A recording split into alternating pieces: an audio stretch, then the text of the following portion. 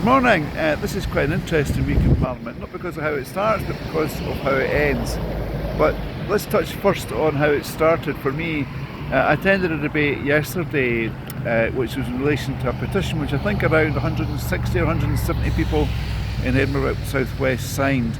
And this is in relation to a boy called Jules, only 14 years old, who committed suicide. His mother, Ellen, has absolutely no idea why he did this. It was a complete surprise to her. So she's been trying to get access to his social media history, but those companies are refusing to share it. Absolutely unacceptable situation. Feeling quite emotional talking about it, actually. So we had a debate yesterday on whether or not the law needed to be changed for these companies to do the right thing. And the point I made is that these are social media companies, and they do have a social responsibility to make sure vulnerable people are safe. But in a situation like Ellen finds herself in, really she should have access to his history there. I mean, who is going to oppose her getting that, apart from these companies? So I'll share a link to that clip later, a clip from the debate later showing what I said, and also one to the wider debate.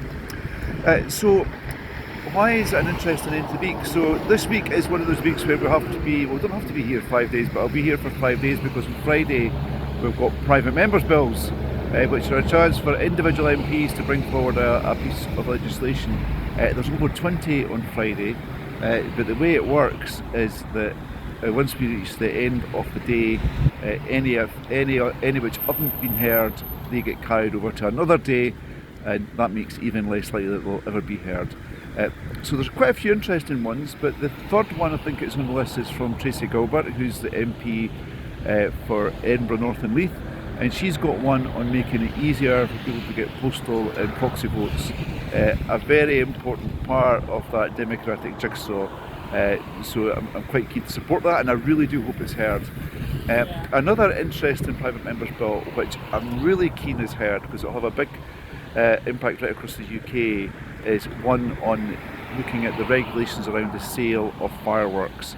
And anybody that follows my social media will know that I've got real concern about the antisocial behaviour associated with this in Edinburgh South West.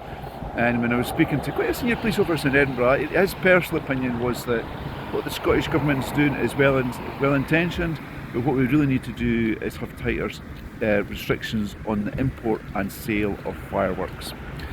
So that's fourth on the list though, so it gets even tougher it's for it to be heard on Friday, but I really hope that time is found. Fantastic view of Parliament here. You can just see, if you look quite carefully, you can just see the top of, I think, what's called these days BT Tower. When I was younger it was called Post Office Tower, because that's when the telephones were all part of the post office. And I keep on meaning to check this, my wife keeps on telling me that because it was also a key piece of infrastructure, despite its size, it wasn't marked on maps, in the hope that the USSR, remember them, wouldn't know it was there. I'm not sure how well it worked. Anyway, maybe I should check stories like that before I share them online. Whatever you're doing, I hope you have a great day. It's a nice day here, but it's a little bit cold. Bye for now.